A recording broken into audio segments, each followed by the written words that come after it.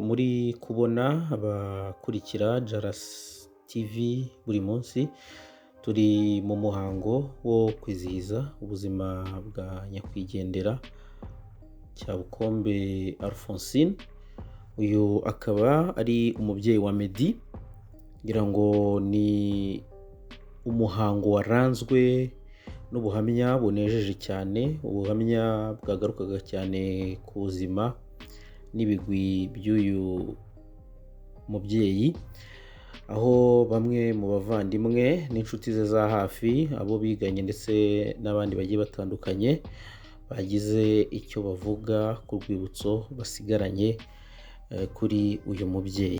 Ngira ngo harimo abavandimwe be barimo nka nyirarume wa Meddy, onkle wa Meddy, wavuze ubuhamya bwageze ku mitima ya benshi, aho yavugaga ati rwose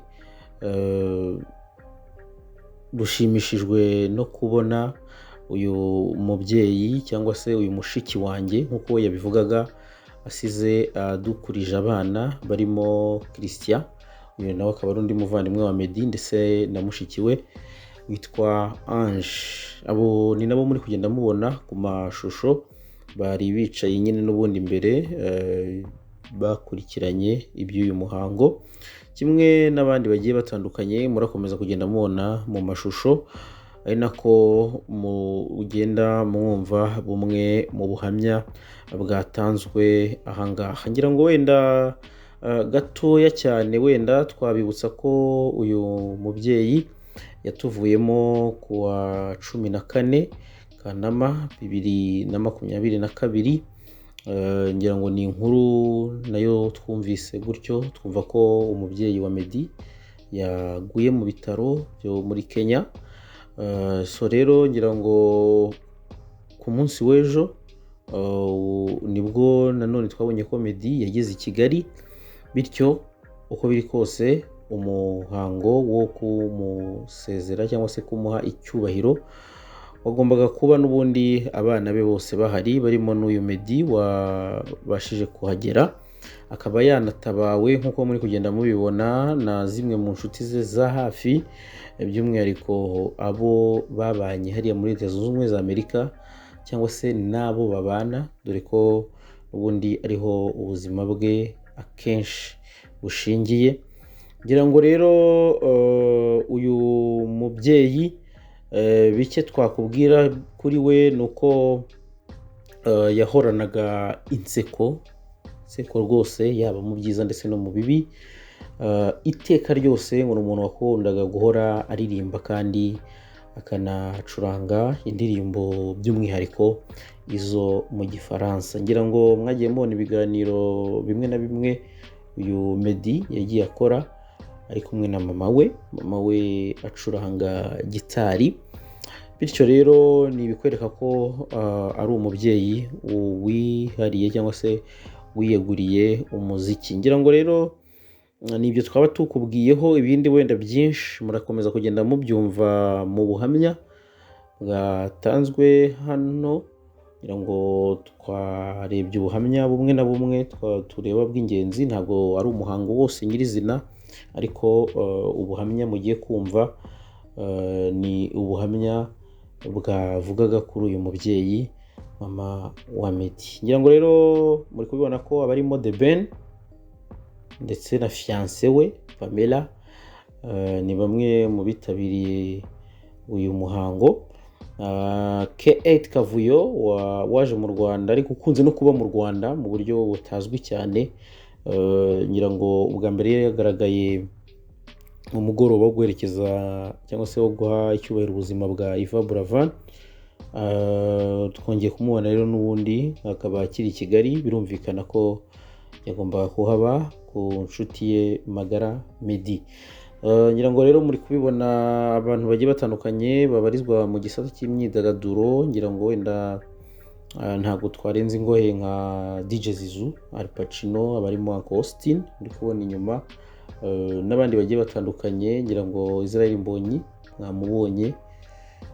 Abo bose ni abantu baje gufata mu mugongo uyu muhanzi Ngabo Medard Jobert mwamenye nka Meddy. Ngira ngo rero nta bintu byinshi ngewe nababwira uretse kubareka mukumva kuri bumwe mu buhamya bwatanzwe, ibindi tukazakomeza kubana namwe. Anyway,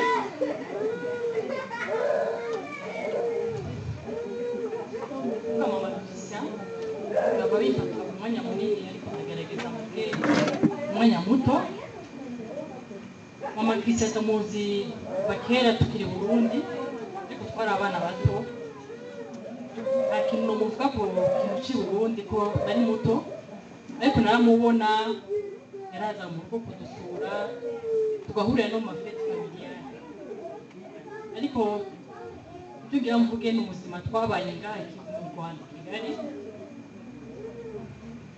muri 2015 igihe haba umutekano muke i Burundi twaraje ino, yaratwitwararitse cyane cyane, hanyuma akatubaza akatubwira ati mwararonse inzu, akatubwira ati mbona quartier nziza mwobamwo niye, akambe kutubwira amakartier twoshakamo inzu, ibyo bigahera akatubwira amashuri y'abana, amashure muze murondere muri ro bigo niyo mashure meza.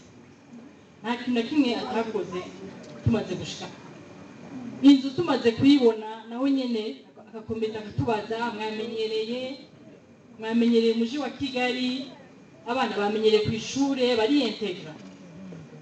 Yaradukurikiranye cyane, yarabikoze ngira hafi 2 ans. Umva ko uyo muntu umuvyeyi, kintu umuvyeyi yokorera abana biwe, yafashe nk'uko yobigirira Christian canke Meddy, ndayimushimira cyane. Mama Christian umuntu nk'uko bamuvuze, sinigeze ndamubona ariko araseka, sinigeze ndamubona arakaye. Surire rya foto mubona ariko ndamuzi, si wa muntu sinigeze ndamwumva avuga nabi abantu, yamavuga abantu neza. N'umuntu ashima ikintu ciza umuntu yamukoreye, arakivuga akakibwira n'abandi ati banaka barankoreye iciza. Niyo agenze neza, Mama Christian afite ukuntu abivuga neza mu kirundi bavuga ngo imvugo matwe. Mama Christian ntazi kududugira ko ngo avuga ikintu nabi, arakivuga neza nubwo kitamushimishije, ariko akakivuga mu buryo buri bwiza. Niko Mama Christian yarameze, yari umuntu akundana, afite urukundo, ahanini n'urukundo vraiment n'ingene twabanye nga. Ikindi kintu kindi nagira mvuge cyashyize ku mutima kandi na famille cyayishyize ku mutima, icyo nababwiye icyo dupana na ba Christian, murambabarira, mama wanje rimwe na ba Christian. Igihe aho nyine muri 2015 grand-mère wacu na grand-mère wa ba Christian twaramuzanye, nawe twabishobora kumusiga hariya, twaramuzanye niwe yakiriye. Aravuga ati nyokuru rigenda mwakira. Nyokuru yari akuze cyane, afite ingano nyinshi, usanga umuntu vraiment agoye kwakira, agoye no kwentretenir neza.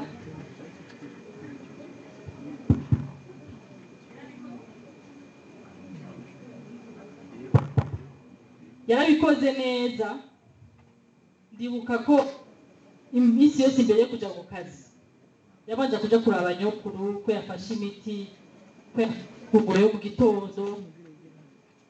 Nyokuru ora barabizi ba Christian, yari umuntu akuze ariko arakora kandi nyinshi.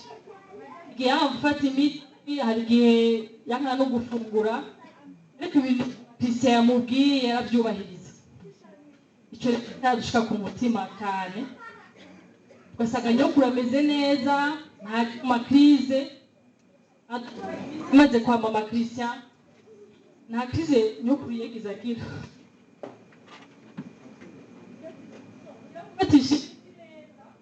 Akamwita mugaburira kuko ba mama ntibari hafi icyo gihe. N'igihe baje bakamufata bakamwimura ngo ntibyamushimishije, ariko baramushimiye cyane baramubwira ati na twebwe nitumuraba twenyine turamuhererekanya ngo nawe wakoze ibyawe reka natwe tukwakire tubandanye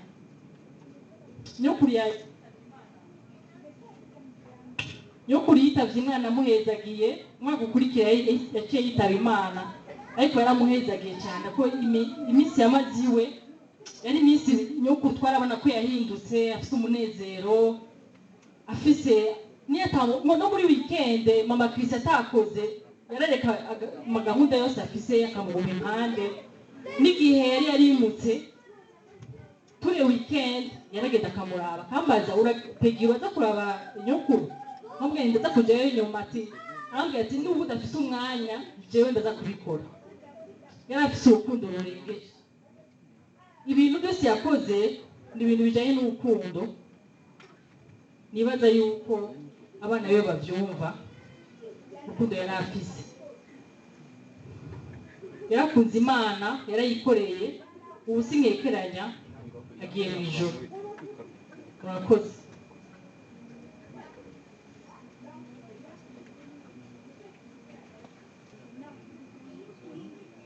yewe mpagaze hano Alphonsine twamwitaga Koko Alphonsine umugabo wanjye ni nyirarume kuko mama we ni muramukazi wanjye ariko namufataga nka mama Alphonsine nawe yari mukuru wanjye nta nubwo numvaga ko tutavukana urebye uburyo twabaye ndibuka Alphonsine mumenya kubera nyine nari umugore wa nyirarume nari nabyaye papi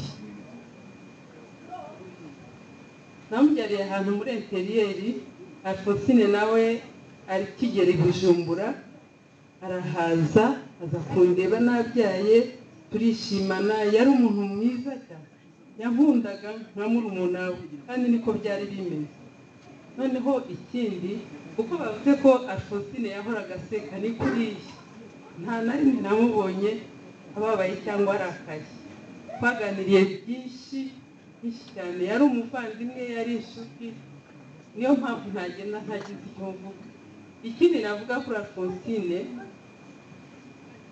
Christian na Medi bavutse ko mbibona Christian nijye wamufashe mu ntoki ubwa mbere avuka Christian mama we yaragukunze yaragutetesheje uyu Christian mubona ariko ni kuri bose wenda anje simbizi neza ariko Christian na Medi yarabakunze ariko akarusho Christian yajyaga ibyo kurya bivuye i Burayi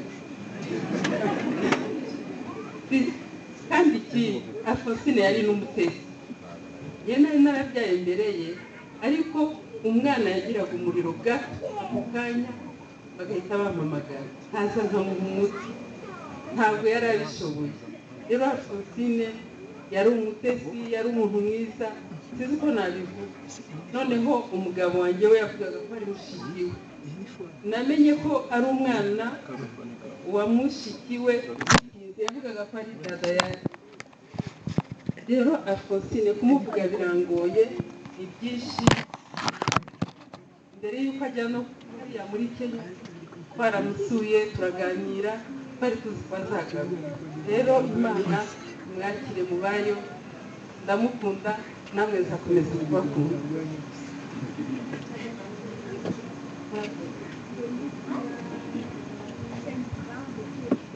arakoze mama Titina arakoze cyane umva ko mu by'ukuri umurage asigiye abana umurage mwiza mwabonye ko ibyinshi abana bitangiye mwumvishe ubuhamya cyangwa se témoignage mama Aline yatanze uburyo Alphonsine yadutaramiraga agacuranga akabyina ataramira umuryango akabasusurutsa ariko mu bana be hari ususurutsa amahanga yose isi yose ya gitari batubwiye urumva ko mu by'ukuri bibitseho ibintu byinshi ni byiza kandi ni amahoro yishimwe yishema w'umuryango. Reka dukomeze twumve rero ubuhamya. Dufite nanone Perpeti nawe inshuti ye cyane, aramuzi natambuke nawe adusangize ubuhamya bw'uburyo wabanye. Perpeti icaye yego, karibu mama, wakupishe uje utuelezee kabisa, tupatie ushuhuda huu ubuhamya kuri mama Alphonsine inshuti yawe mbere.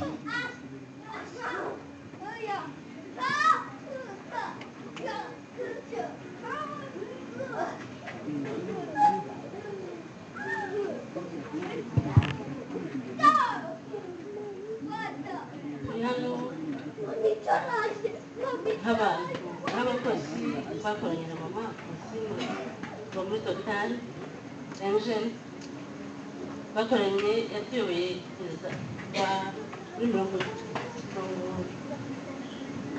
1999 kugeza 2015. Iyo myaka yose rero twabanye nawe, yatubereye umuyobozi, ntabwo yatubereye umutegetsi. Mbere akihagera agomba kuba ari uwa kabiri mu bantu batuyoboye. Ntabwo twabyumvise neza, ariko ntabwo twatinze kubona ko dushubijwe. Yatubereye umubyeyi, yaduhaye urukundo rwa rundi rw'igiti, yewe n'abakana bafite ba mama, yatubereye mama mwiza, aduha urugero rw'urukundo. Nta muntu wamugeraga imbere ngo abe yahabwa adahembutse. Mu bibazo by'akazi murabizi umuntu ukora ku biro reba abakozi abafite ibibazo byinshi cyane, ariko rero uwageraga imbere ye bijyanye byacitse atuza kwanza, ugatuza ukavuga byinshi ariko ugataha unezerewe. Icyo adashaka kuvuga ati tuzagisengera, ugasenga, ukagenda ugasenga uti byanze basenze, akagera kubwira ati ndagufasha, mugasenga mukaza kugera ahantu nta kibazo kiza gukemuka utazigeraga mugiye n'ibyo yakora dusengeraga, kuko akenshi hanze twaciraga intege, ariko akahaba akavuga ati tuzasenga mpaka turyame hasi kuri sima kugeza Imana idushubije. Ntabwo tuzigera yakirijwe, ariko yakwerera gukomeye pe. Yazi Imana ari ibisubizo, yazi Imana dushoboreye muri byose. Twebwe rero ntabwo dushidikanya ko mama Alphonsine yagiye mu ijuru, ntabwo dushidikanya kuko ibikorwa bye ubuntu bwe bizamweretse, byaramubanjirije aheza. Twagarutse hari ubuhamya yatanze, twagira ngo tumubwire ko ya modoka baduhaye kubera mama Alphonsine yayidusabiye iracyatwayijemo. Ibyo rero ni ibikorwa bya mama Alphonsine, niyo tuzatuzana duserebere rero ubuzima bwe kuko ari heza, nubwo niga kiraza, ariko rero turishimye ko tuzi neza ko ari heza. Kubana twababwira ko twishimiye kubana nawe na mama wacu, yabyaye benshi apari mwebwe, natwe yaratubyaye kuko twamwigiyeho ubuzima. Rero anafite n'umuntu gusa ni mu buzima busanzwe. Ikindi twavuga ni uko twamwigiyeho nk'umubyeyi n'ukuri. Babonye mama Alphonsine akurikirana ubuzima bw'abana be, tumwigiraho twishimye, tuba Imana izadufashe natwe tumenye gukurikirana ubuzima bw'abana. Bazi muza ku kazi, turamenya mwese, tuzi ko yakurikiranaga buri buzima bwabo. Natwe twamwigiyeho ko nubwo twirirwaga ku kazi kuva mu gitondo kare kugera mu gicuku, akazi yakoraga burakazi baramufataga cyane, ariko nta kintu cyanyu yaburaga kumenya akabukurikirana bityo rero natwe twamwitiyeho tuzabikomeza turi ubuzima bw'abana tubane n'akazi dukora ariko n'abana duteganya kandi ibyo bizarateza ubwanyu bwose.